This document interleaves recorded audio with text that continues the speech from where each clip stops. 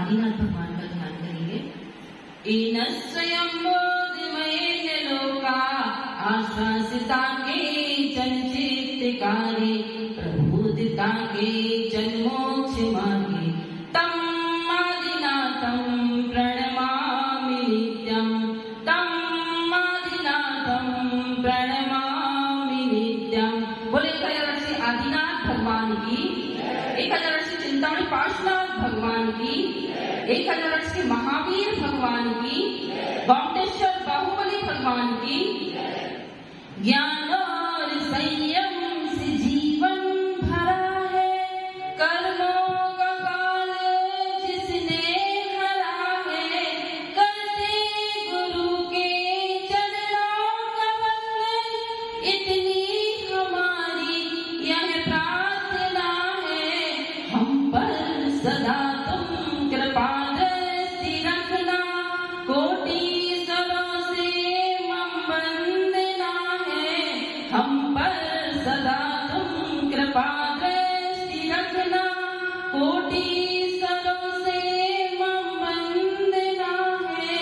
बोलो परम पूज्य चक्रवर्ती श्री आदि सागर जी महाराज की, परम पूज्य चक्रवर्ती श्री महावीर कीर्ति जी महाराज की, परम पूज्य चक्रवर्ती श्री विमल सागर जी महाराज की, तपस्वी संघर्ष श्री सन्मति सागर जी महाराज की।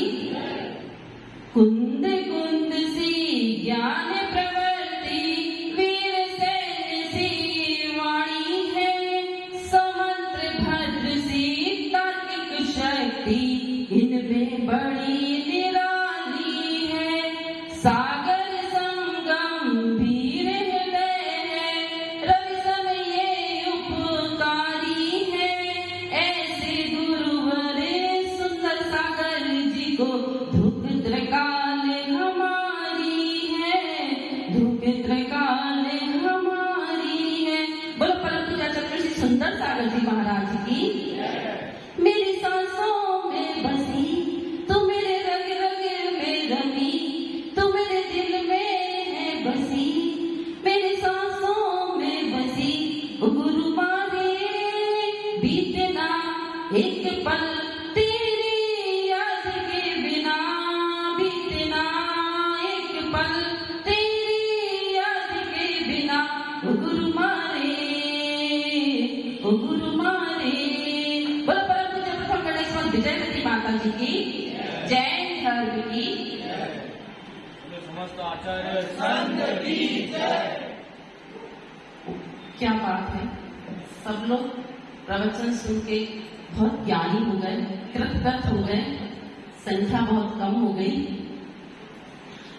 लेकिन कैसे ज्ञानी हुए कि जैसे निर्माण घर पर नहीं ले जाते, है ना, ये वस्तुएं जो चढ़ी हुई हैं ये निर्माण हो गई, अगर आप इसको छू लो तो हाथ धोने पड़ेंगे।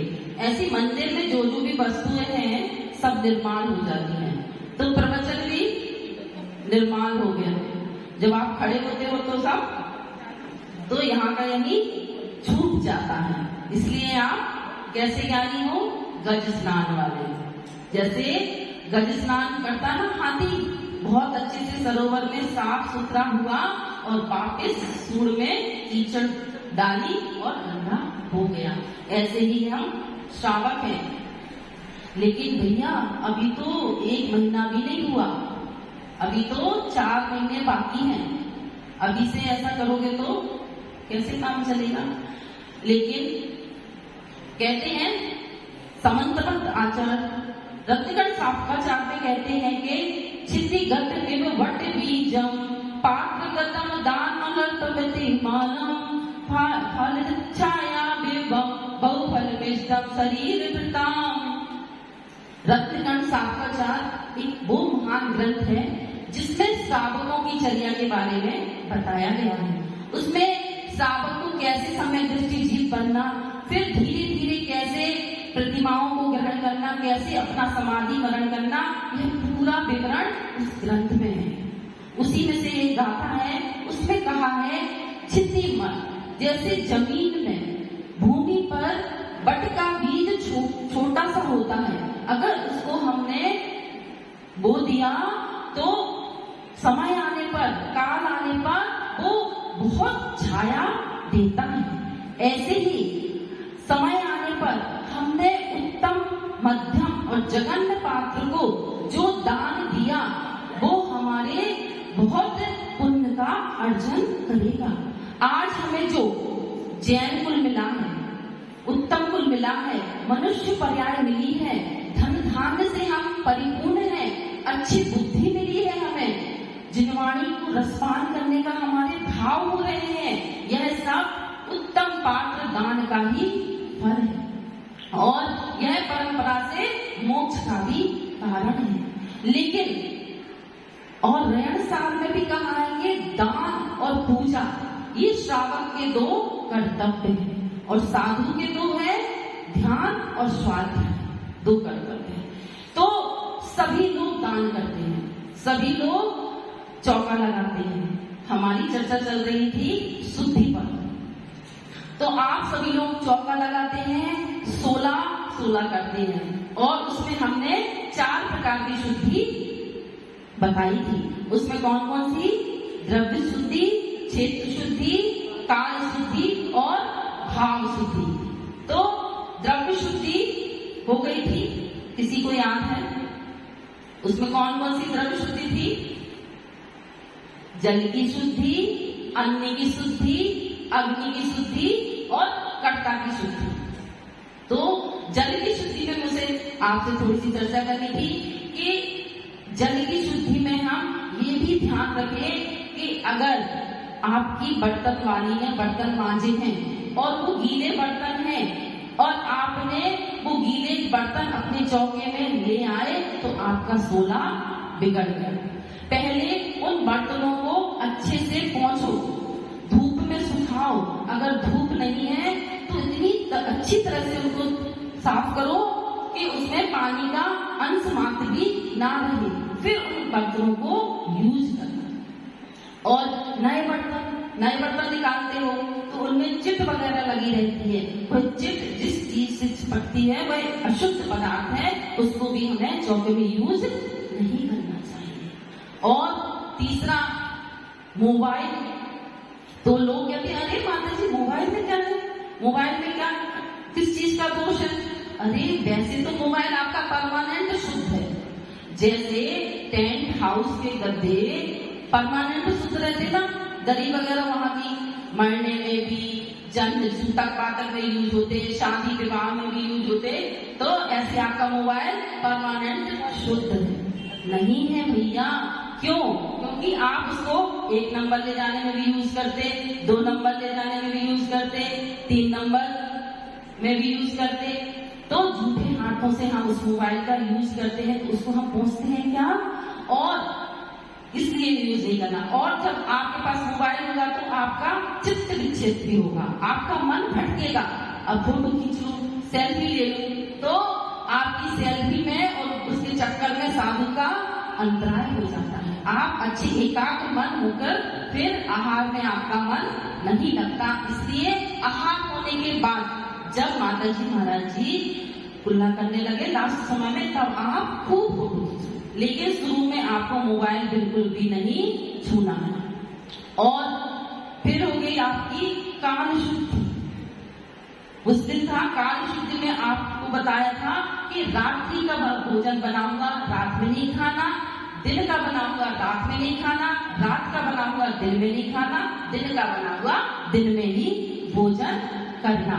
और फिर सूतक पातक में आहार दान नहीं देना। तो आप लोग समझदार हो, नहीं देते हो, लेकिन सूतक पातक में हमें मंदिर की कोई भी वस्तु स्पर्श नहीं करनी चाहिए।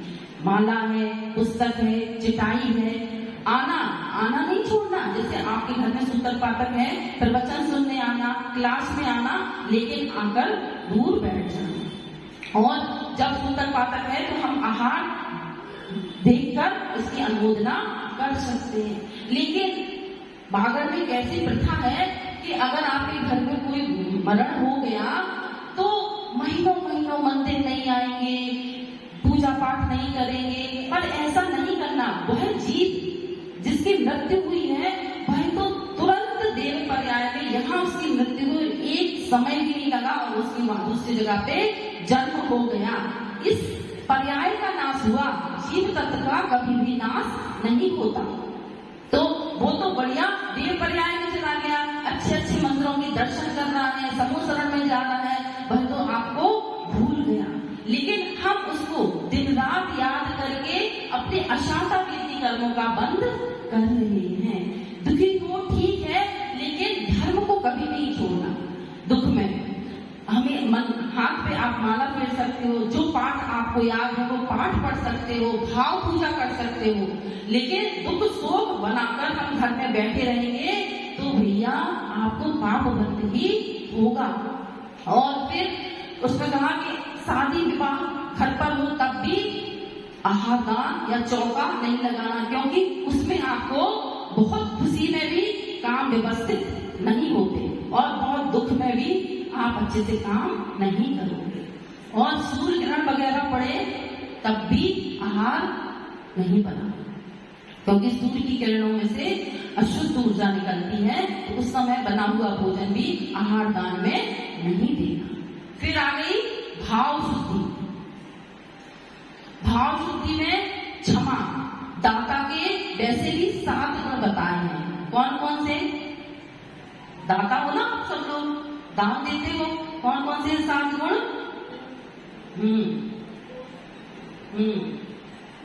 सबसे पहले होनी है श्रद्धा। हमारे अंदर श्रद्धा भाव होनी चाहिए। हमें अगर आपके अंदर श्रद्धा नहीं है तो आप सिर्फ एक फॉर्मेलिटी कर रहे हो आहार दान देने की, लेकिन हमारे अंदर श्रद्धा गुण होनी चाहिए कि हमें उनके प्रति ऐसे समर्पण होना चाहिए कि हमें आहार दान देना है। जैसे अपने बच्चों को हम भोजन कराते हो व्यवस्थित कितने अच्छे से, ऐसे ही उस समय आप माता पिता का काम करें जिस समय माता जी महाराज जी आहार कर रहे हो। और कैसे आहार करना, इस बात का भी विवेक होना चाहिए कि वात पित्त कफ का उद्वेग ना हो, ऐसा आहार देना, बहुत गरिष्ठ आहार नहीं देना जिससे उनके तप ध्यान स्वाध्याय में कोई बाधा हो। रास्ते से बहुत थके हुए आ रहे हो, रास्ते से बहुत बिहार करके आ रहे हो, या गर्मी का मौसम हो तो गर्मी में कैसा आहार देना। इसमें एक दृष्टांत है कि एक बुढ़िया थी, वो बहुत धर्मात्मा थी, बहुत उदार थी और उसमें अच्छे संस्कार पड़े हुए थे, लेकिन वह बहुत गरीब थी। तो उसका मन आहार दान देने का हुआ और उसके पास कुछ नहीं था। उसके पास रागी थी। रागी जानते हो आप लोग क्या बोलते हैं बागड़ी में? नाचनी, है ना? तो उसने रागी का लपटा बनाया और मिट्टी का घड़ा लेकर खड़ी हो गई पड़गाने के लिए।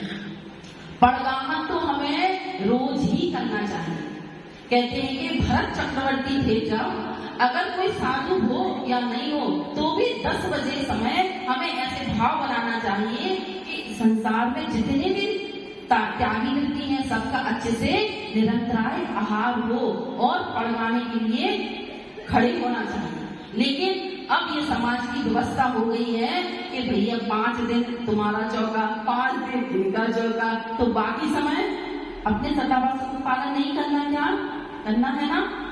रोज आहार दान तो हमें रोज देने जाना ही चाहिए। और ये नहीं है कि जिसने चौका लगाया उसकी ही जिम्मेदारी नहीं, हर श्रावक की जिम्मेदारी है कि साधु के आहार अच्छे से होना चाहिए। अगर वह अच्छे आहार करेंगे तो अच्छी तपस्या कर सकेंगे, अच्छी तपस्या करेंगे पुण्यरंजन होगा तो उसका 10 मान पुण्य आपको लगेगा।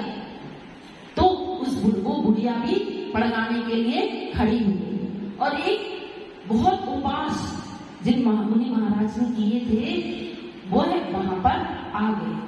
अब गर्मी के मौसम में उन्होंने उपास किया और ठंड का मौसम, शीत का मौसम आ गया, तो उस बुढ़िया ने अच्छे से पड़गान किया, नवदा भक्ति की। कैसे की नवदा भक्ति? सब लोग जानते हो, रोज करते हो, है ना? कौन कौन सी है नवदा भक्ति?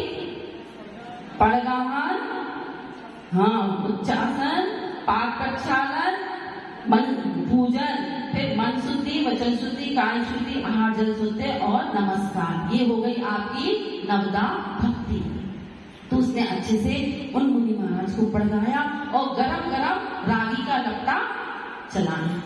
तो उनके जो गले में कांटे वगैरह थे वो अच्छे से आहार हो गए। तो मुनि महाराज फिर वापस जंगल चले गया। उधर क्या हुआ, बुढ़िया के घर पंचाचार हो गए।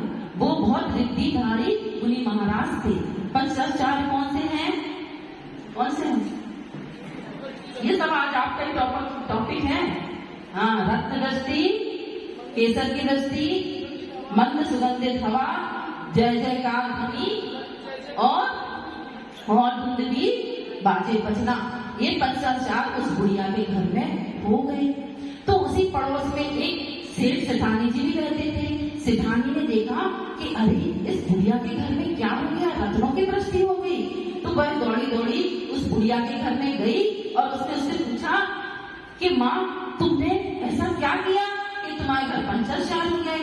उसने कहा कुछ नहीं, मैंने तो श्रद्धा भक्ति से उन मुनि महाराज को आहार दान दिया।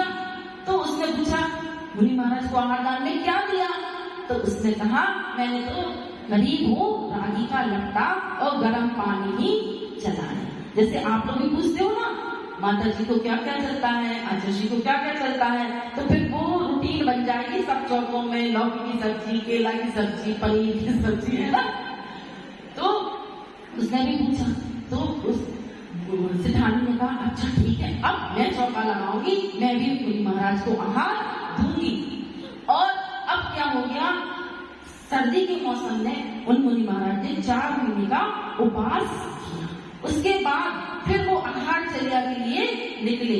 तो थोड़े मन में विकल्प हो जाता है कि अब मैं किसी सेठ के घर पढ़ूंगा जहाँ अच्छा रस वगैरह मिलेगा, तो मैं फिर अगले और 4 महीने अच्छे से तपस्या कर सकूंगा। तो बढ़िया सेठानी सोने का कलश लेके खड़ी हो गई पढ़ने के लिए। और हे स्वामी यांत्रो आंत्रो करके उसने मुनि महाराज को पढ़ा दिया। जैसे ही मुनि महाराज चौके में गए तो सेठानी ने क्या बनाया, रागी का लपटा, क्योंकि उसके मन में तो लोभ था, लालच था। तो जैसे ही मुनि महाराज तो बिल्कुल अपने मौन मुद्रा में जो है सो ले लेते, वो तो कभी कुछ भी नहीं कहते। ऐसे ही हमारे आचार्य जी, इनका इतना त्याग है।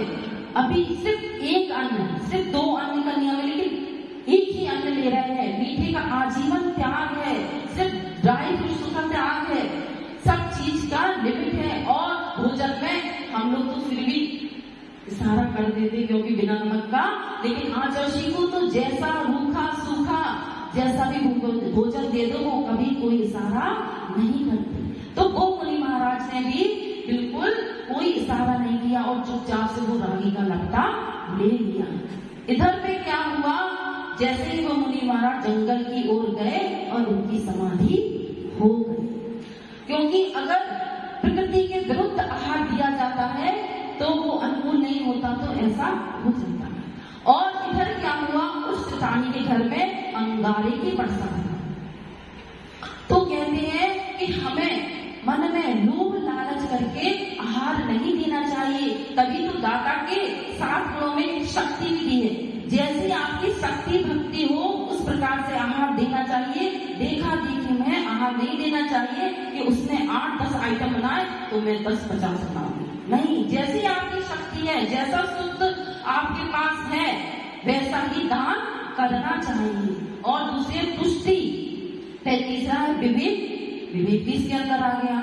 लोभता अलोभता मतलब लोभ लालच करके ना देना चाहिए। और क्षमादान होना चाहिए। अगर और किसी ने कुछ कह दिया तो हमारे अंदर क्षमा गुण होना चाहिए। और ईर्ष्या भाव नहीं होना चाहिए कि उनके इधर ही महाराज जी जाते हैं, हमारे घर पे तो आए नहीं, या हमारे घर तो चंडिका माता जी को भी भेज दिया। ऐसा ईर्ष्या भाव भी दाता के अंदर नहीं होना चाहिए। साधु तो सब एक टाइम ही भोजन करते हैं, सब अपनी तपस्या में ही लगे रहते हैं, फिर भी सबको लगता है कि बड़े के आहार हो जाए। तो आचार्य जी भी सब भक्तों का ध्यान तो रखते हैं। इसलिए कहते हैं कि हम घर गृहस्थी के इतने सारे काम करते हैं, सब चौका लगाते तो झंझट बहुत हो जाती है। कहते हैं ना कि 3 बार भोजन भजन एक बार, उसमें भी आते हैं झंझट हजार। 3 बार भोजन भजन